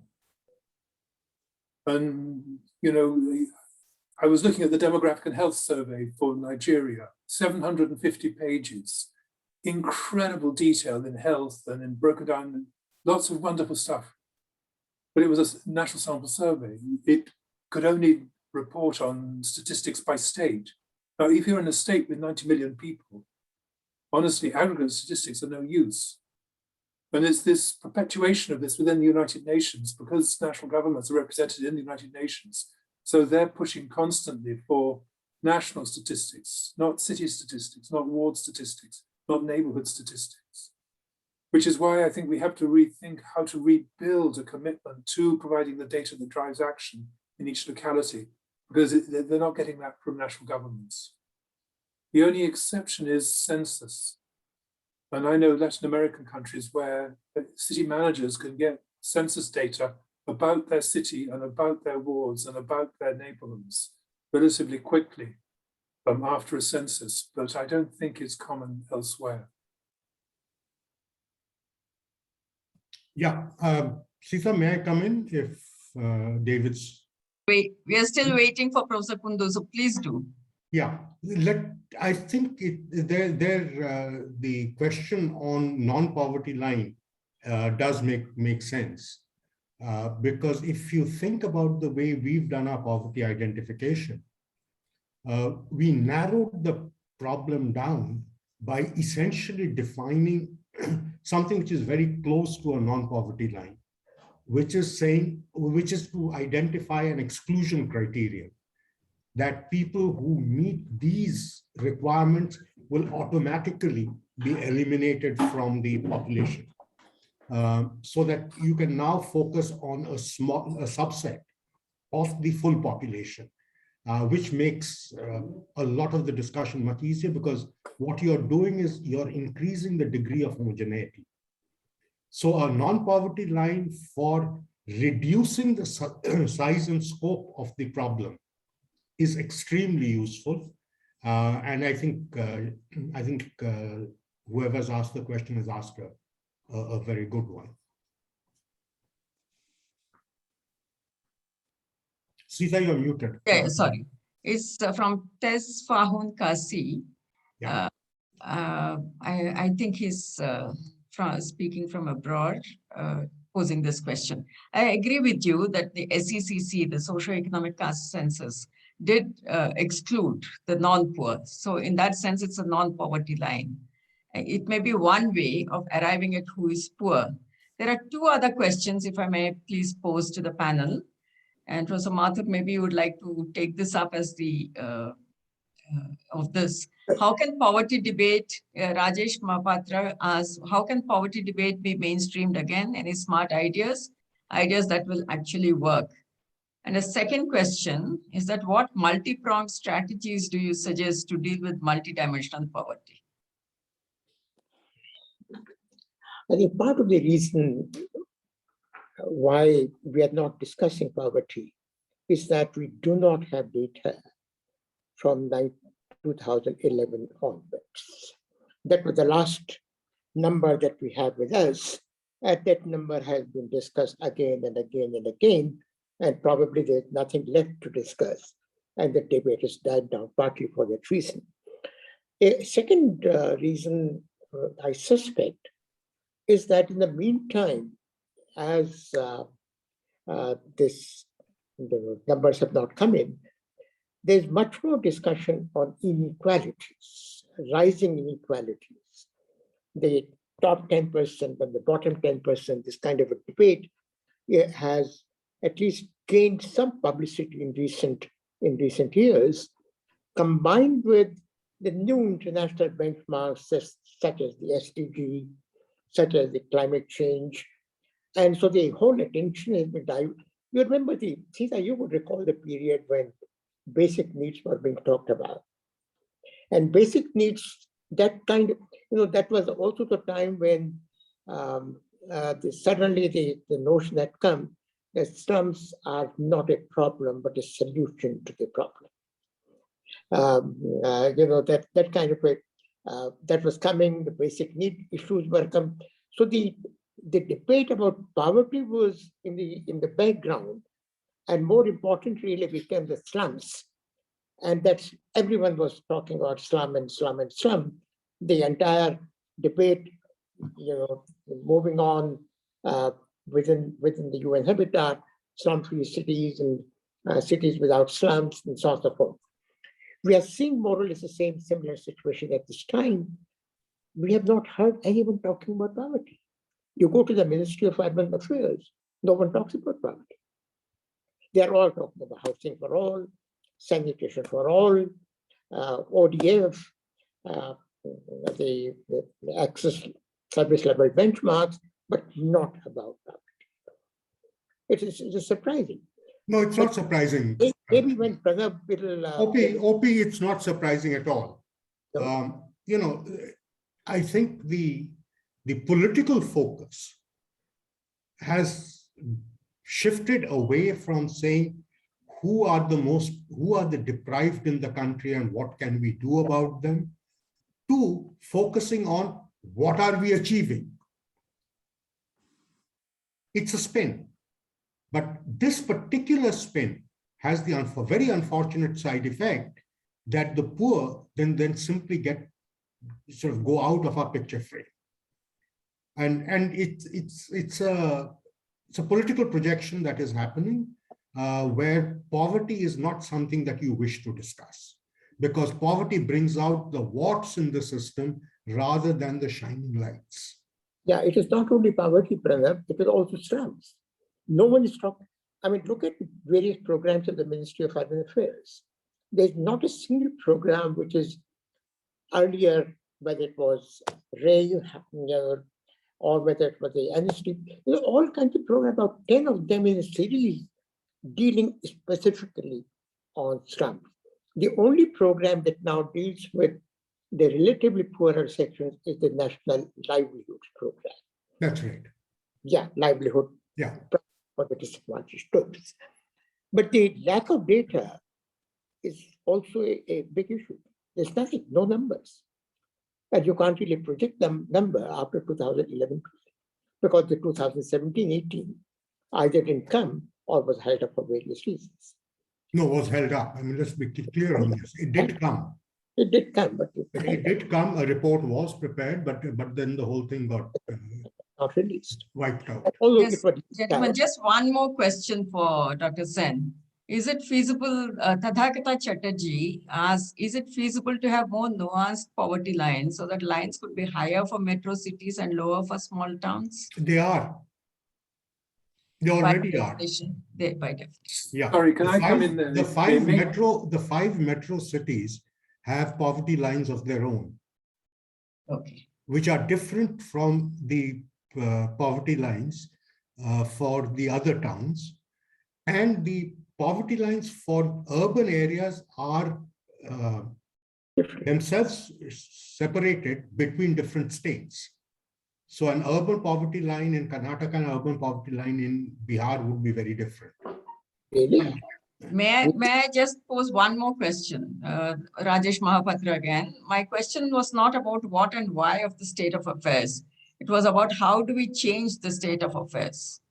So can Professor Mathur and David, how do we change the state of affairs? Professor David, you have any reflections on that? And then Professor Mathur can come in. Well, what we seem to have neglected is the area where there's been the greatest innovation and the greatest drive and the greatest new data generation. And it's data that is comparable. And of course, this is the 32 national federations of slum or shack dwellers that collectively support each other under the name Slum Dwellers International. And ever since Jukin advised them to do so in 1976, they collect detailed data about informal settlements. And I tried to show you the depth and the detail to which these go, but they have all sorts of information. There's two ways of doing it. If a settlement is going to be upgraded, you do every house. And so you have a census for the settlement where you're working. If you're trying to convince government to expand their program, you do profiles of each informal settlement and then present them. And the 700 cities have been done, 700 cities, thousands of informal settlements. Now, there is a debate about whether the questions in wherever they do this should be the same. But in the end, looking at the data, there's a kind of 80 to 90% overlap, which then allows a 10% to 15% overlap to deal with very specific local issues that wouldn't come up in a general question. And it's not only the amazing quality and detail of these, but they're reported back to the residents of informal settlements, who then use them as the basis for discussing how best to reblock, how best to prioritize the school there or the space there, kept as open space. And, you know, this to me is such a massive change in how we can conceive of poverty reduction and data generation to support it. But very few people seem prepared to talk about it or support it, and I've never quite realized why. David, as a matter of curiosity, are there any Indian cities in the 700 that you talked about? Yes, absolutely. Because I haven't heard of this, which Yes. is surprising. Yeah, I don't know whether OP or Amitabh have. Not me, not But, you know, we simply haven't heard about it. right. Where is Seeta gone? I just want I'm to here. I'm right here. I'm not gone Seeta, anywhere. look at the UN Habitat report, the 2020 report. Yeah. The word, there is no chapter on poverty in this report, including in this, even the subsections do not have any mention of the numbers of the poor, which used to be one table devoted and one table on poverty and one table on slums. Even the UN Habitat has stopped giving those numbers. So this is not something that is an Indian phenomenon where we are not discussing either slums or poverty, but this seems to be the global phenomenon, having been overtaken by new international benchmarks, which is sustainability. May I just say one thing in this context, Professor Mathur? The SDG 1 is seemed to have been on track and achieved. You see, so it's no longer an SDG on poverty. It's already achieved. So even for India, while hunger is not. This is the cruel irony that if I thought that hunger meant poverty, but then there is SDG goal 1 is achieved, on track, and then SDG 2, of course, we are still, have to achieve, have some way to go. I mean, this is such a distorted statistical concoction of saying that, and the very tunnel vision of poverty. And this is what seriously impacts the policy. Because since poverty is achieved, and I've dealt with state governments on this, it says that we have done human development because we have done education, health, and income. That's it. So human development is done. So even the Human Development Index fell into this trap of being caught by its own success. So when you say SDG 1 is achieved, poverty is not a question that you need to look at. But on another note, I would also say none of us is talking of vulnerability, which is increasingly becoming more important than just poverty. So I think Professor Kundu, welcome back. Professor Kundu, welcome back. You're muted. You're muted, Professor Kundu. Please unmute yourself. Please unmute yourself, sir. Yeah. Sorry, I was so nervous that I didn't know what to do. So finally I got the connection restored. My apologies. Let me try to pick up the threads from where I left them. I thought there are two aspects which are extremely important that David has brought in. One is the complexity of measuring urban poverty. And I would like to tell you that if you run simple relationship between rural poverty and per capita income at the state level, and if you have some district level estimation, if you run relationship, you find a strong negative relationship between per capita income or agricultural productivity per worker with poverty. As they go up, rural poverty declines, but that is not the case for urban poverty. What we find is that urban poverty is very high in some of the more urbanized, more industrialized states, and urban poverty is also high in some of the less urbanized and less industrialized states. Think about Gujarat, Maharashtra, having higher urban poverty than Assam, Chhattisgarh, even Jharkhand. So basically, urbanization sometimes results in informalization and higher poverty, and sometimes urbanization, depends on the context, it reduces urban poverty. Please go to the next slide. The second important thing that I think David is implicitly mentioning is that what goes into the measurement of poverty and how the poverty line gets defined and what percentage figures comes out. Much more important is that those indicators which get into poverty calculation, those dimensions that get into poverty calculation also influence the policy making. And that's also, Pranab was trying to say that the national level policies for intervention in the urban areas get sensitized and prioritized on the basis of the poverty debate. But per se, I am entirely in agreement with Pranab that the national level calculations are not the ones which are used at the ground level for identification of the poor. We know that each state has a different kind of a list. Pranab talked about the socioeconomic caste census. We know that the deprivation reported in the socioeconomic caste census is highly overestimating poverty or the deprivation, because it was very well known that the index will be used, the information will be used for targeting. If you compare the data from socioeconomic census with the corresponding data available from NSS, you do find that even literacy, another thing, they have overreported illiteracy because they wanted to really, overreport that deprivation. So I would personally therefore think that at the ground level, at the district level, the identification is being done by DRDO. The list vary considerably. I have looked at Chhattisgarh, and in fact, I must tell you, I'm currently doing some work in Chhattisgarh. You do find that Chhattisgarh has reported 78 new, not census towns, statutory towns, new statutory towns in 2011, and they are far more deprived in terms of the basic amenities.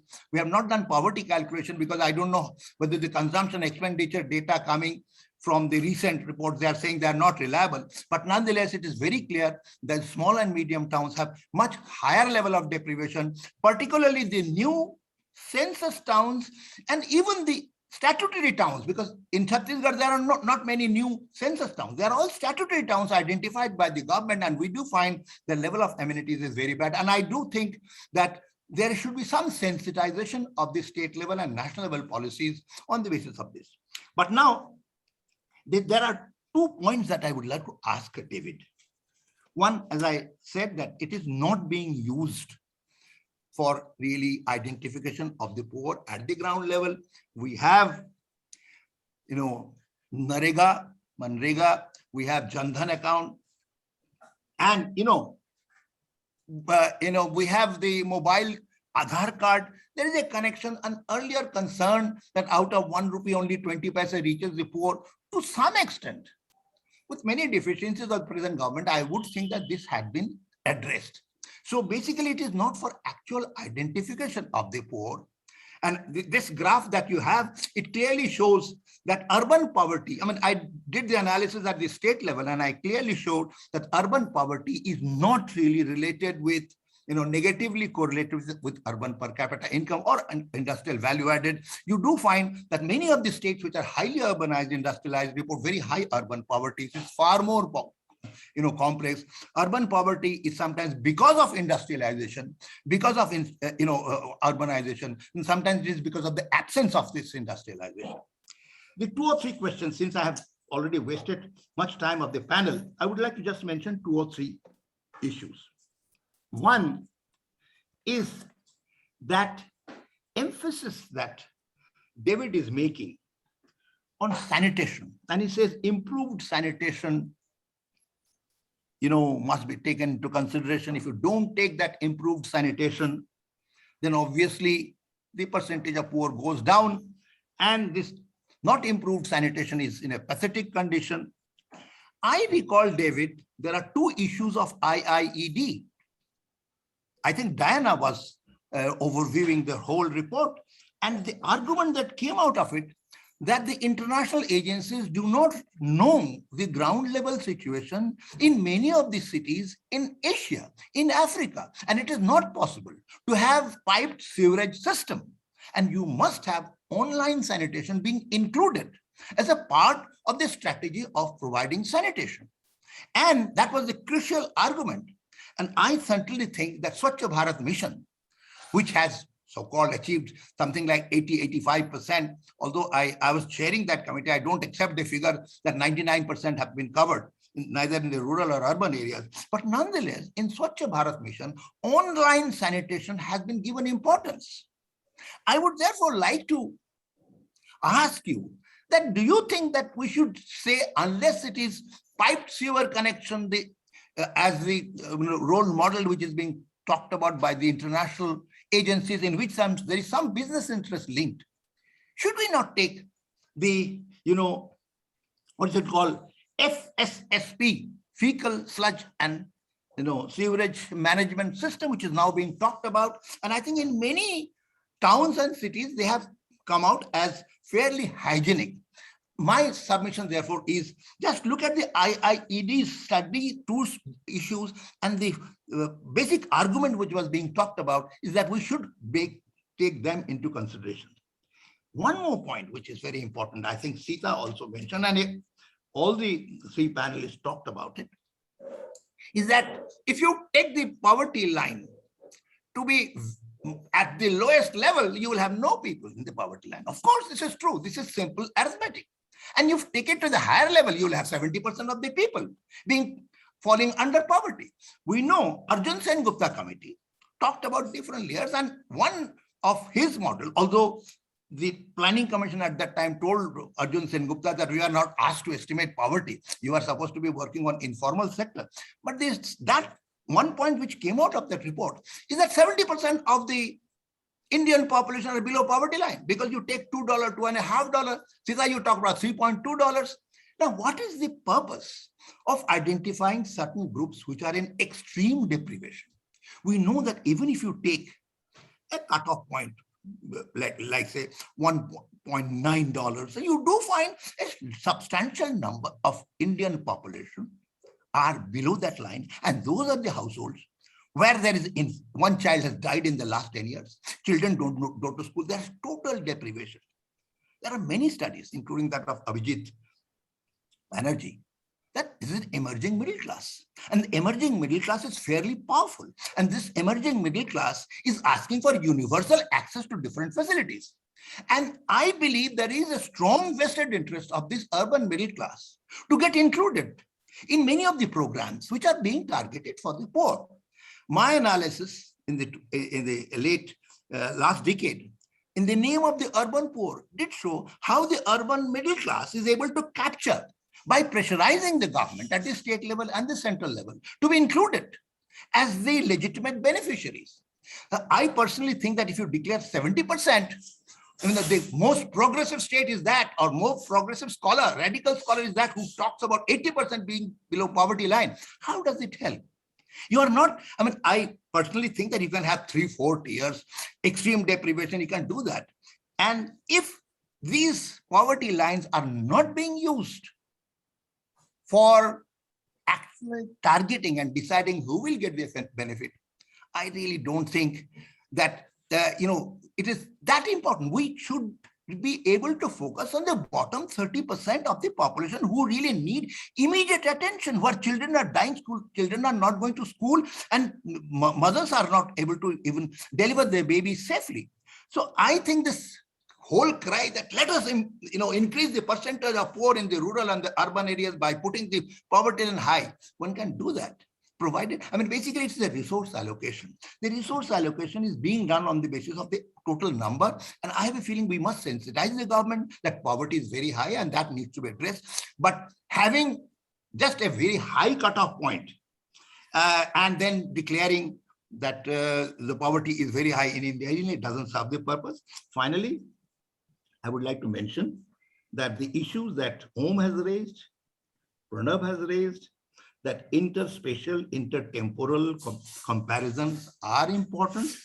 And if you bring in the communities in this measurement issue, which is extremely important for the identification of the poor at the grassroots level. And I always feel, for example, when I was in Buxar area, I was shocked to find out that anybody who is having 2 non-vegetarian meals in a week is considered to be non-poor. Poor tribals have only non-vegetarian meals. Sometimes they eat rats, sometimes they eat birds. And that kind of a criteria being used for identification of the poor at the grassroots level is absurd. And more importantly, I must tell you, the identification of the poor is not being done either by socioeconomic caste census or even the list which is used by the state government. And their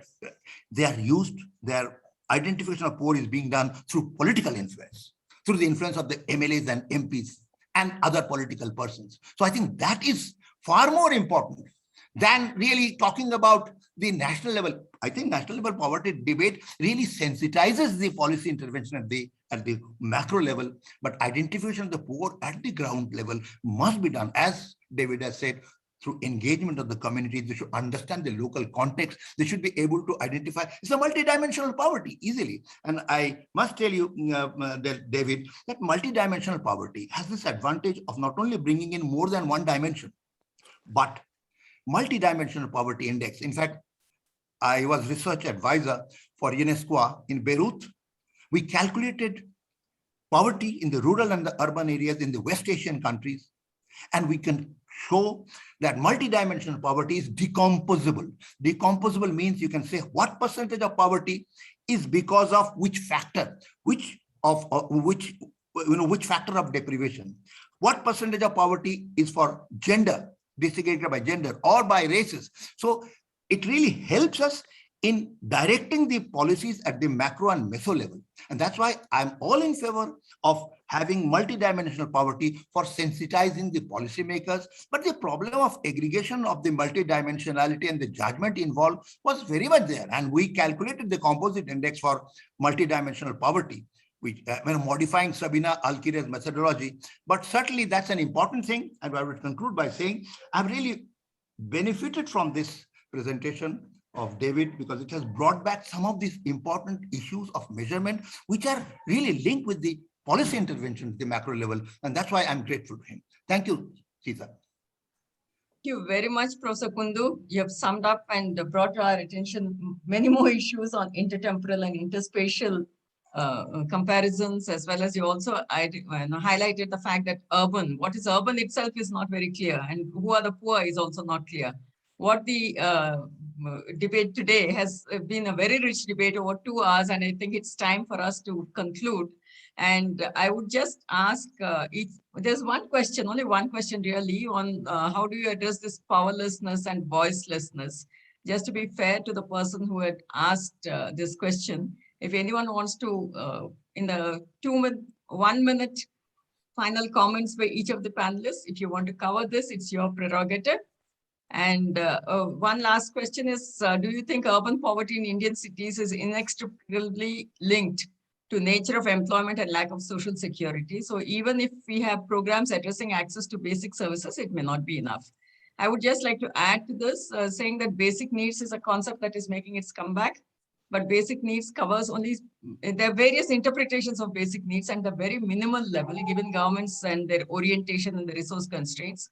Governments often like to take the more minimalistic interpretation of basic needs, and one must go beyond basic needs if one has to address. And from my side, I would just say that it's a question of the values that we have. Development is all about the values that one nurtures and values that one holds as important. If equity and justice are the values that we cherish and we want to incorporate, then surely we would do much better than the definitions and the estimations that we have. 1 minute each, please, starting with Professor David. Any final comments that you would like to make? Well, the final comment, this celebration of this amazing community-driven development and upgrading, there were dozens, hundreds of examples. Of course, government has a key role. Indeed, much of the reason why they document so carefully the informal settlements is that local government need that data too. And there's no way that communities can scale up to kind of network infrastructure. So it's community driven, but it's also local government supported. And that's where there's dozens of examples of community organizations going to scale, which they're usually accused of not doing. Thank you. Professor Mathur?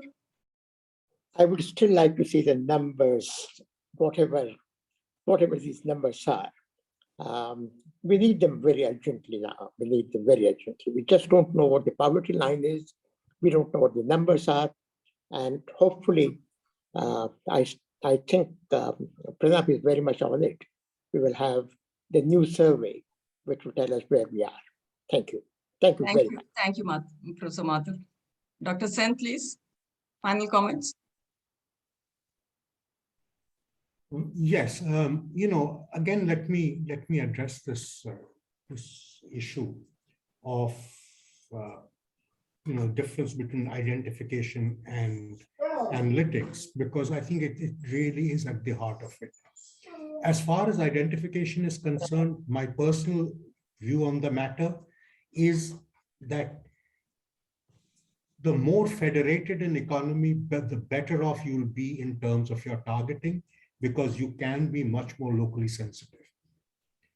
The less federated you are, the greater will be the tendency towards homogenization, which will miss out on a lot of the issues that David is talking about. right? So it again boils down to what is the appropriate level of government and whether that level is empowered to do what needs to be done.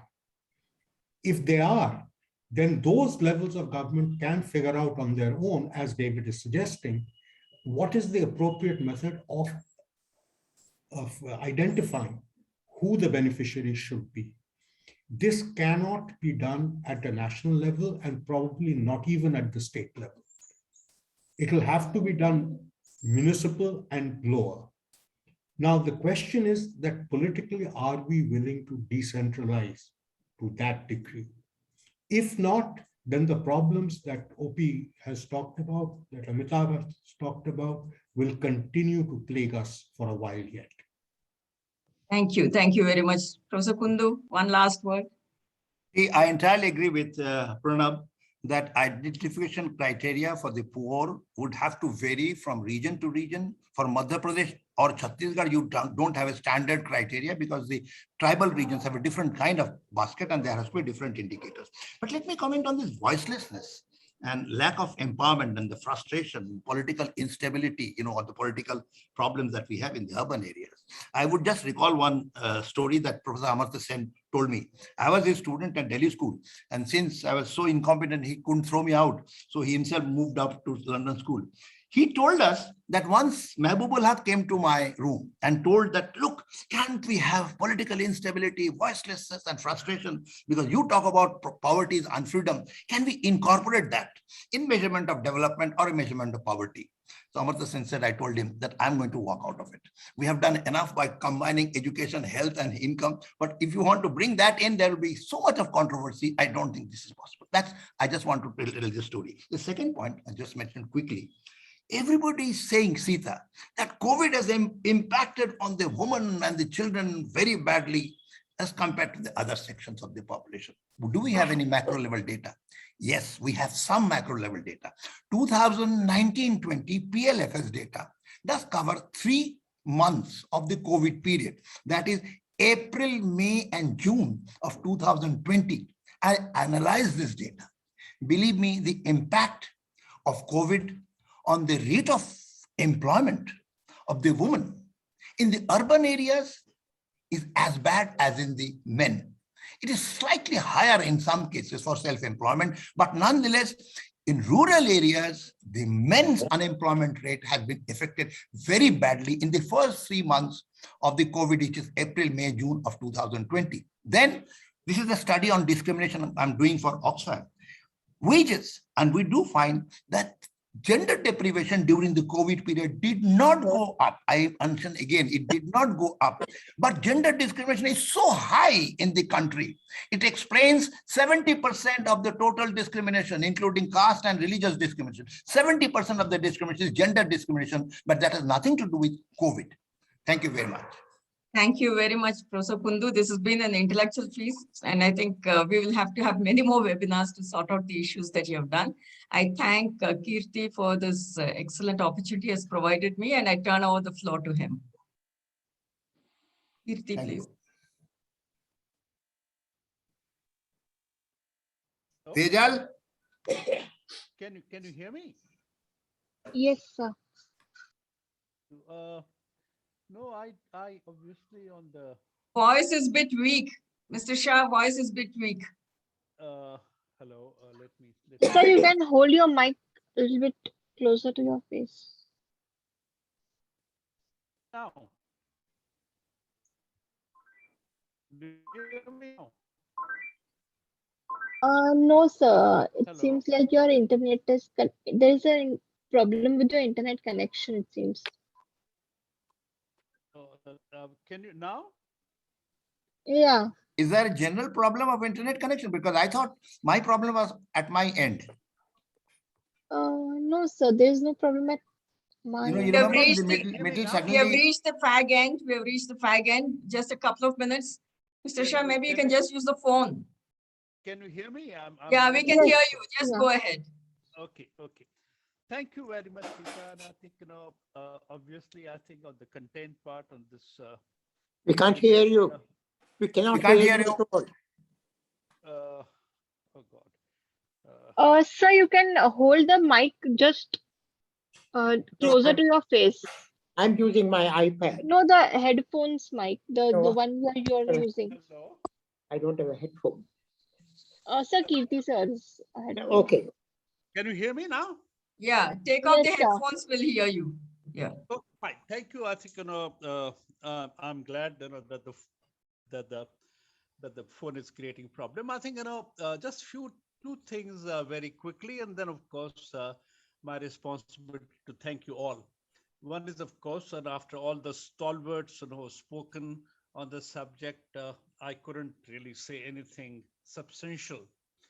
But I just wanted to kind of share a piece of information which might interest you.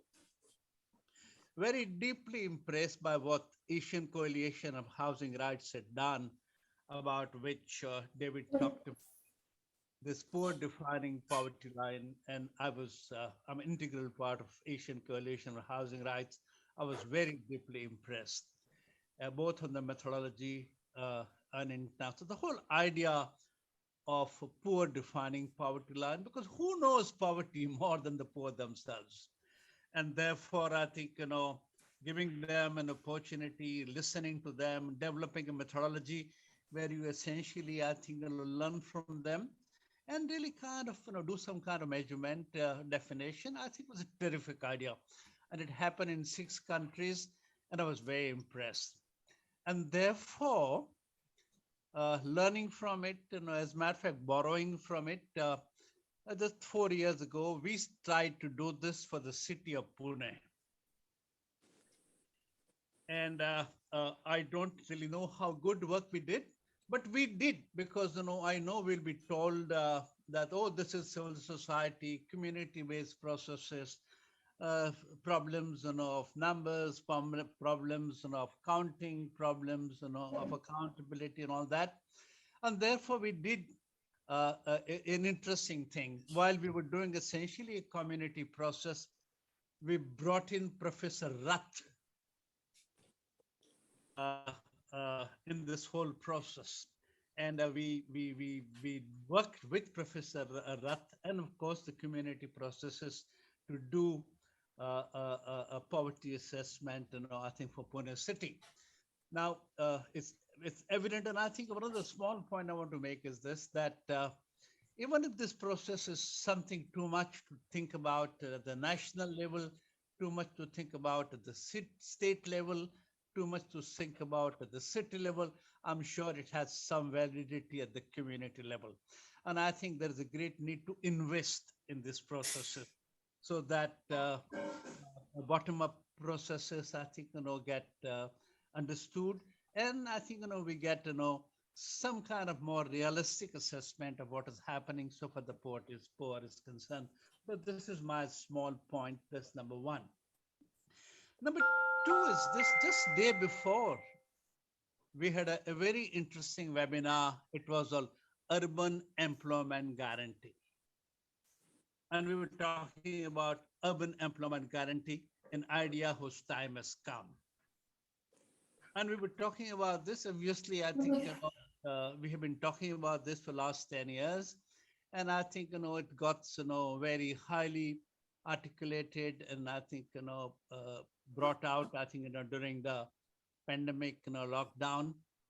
And therefore, I think the point I'm trying to make is this, that if you really have got to kind of move in that direction, you've got to kind of do a little more work, realistic work in terms of defining and understanding poverty, because it has a huge implications on how we develop a program like this. And that program is necessary because Manrega has shown us a tremendous utility in the context of poor, in the context of people suffering. And therefore time has come. And I think in that context, there's a great need to look at poverty definition and poverty management. Having said that, let me take this opportunity to thank David. I've been talking to David for a long time. Original idea was to kind of get a good number of people on the subject from Latin America, Africa, and Asia. That didn't really work out well enough, but I'm very, very glad that David came around. and made this tremendously interesting presentation. So David, thank you very much, despite all your time, despite, constraint that you have in your time, you made time for this and made such beautiful, beautiful presentation. Thank you very much. I, of course, must thank all others. That's Mathur, Amitabh, Kundu Saab, Pranab Sen Saab, and of course, Dr. Seeta, Prabhu. All of them came up at a very short notice. They're all very busy people. We were not able to go anywhere in terms of getting an international group to come and participate.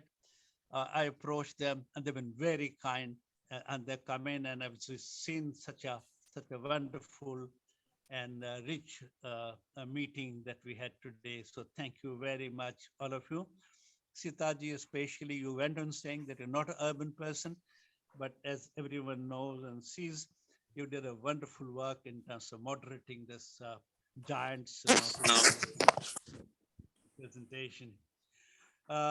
Having said that, let me also thank my colleague, Kea Kunte, who introduced the entire webinar series in terms of why we are doing it, how long we have been doing it. And she pointed out this is 62nd webinars. We were doing this for 15 months, and it's been a great learning experience.